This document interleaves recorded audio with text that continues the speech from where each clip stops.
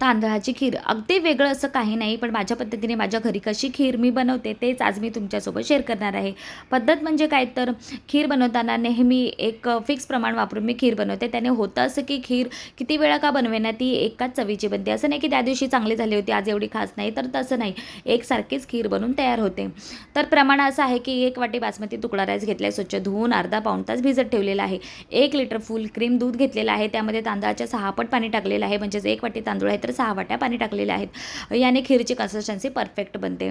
तर दूध उकळून घेतलेलं आहे. त्यामध्ये भिजत ठेवलेला तांदूळ टाकलेला आहे. सोबतच ड्रायफ्रूट्स टाकलेले आहेत जेणेकरून ड्रायफ्रूट्स मऊ शिजतील आणि खायला छान लागतील. थोडेसे केसर धागे टाकलेले आहेत. नसले तरी चालतील, होते म्हणून मी टाकलेले आहेत. पण टाकायचेच असतील तर तांदळासोबतच टाकून द्यायचे जेणेकरून त्याची चव आणि कलर खीरमध्ये व्यवस्थित उतरून येईल.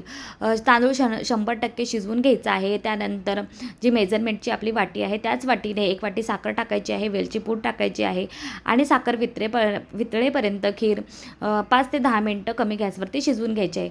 तुम्ही इथे बघू शकता परफेक्ट कन्सिस्टन्सीमध्ये आपली खीर बनून तयार झालेली आहे.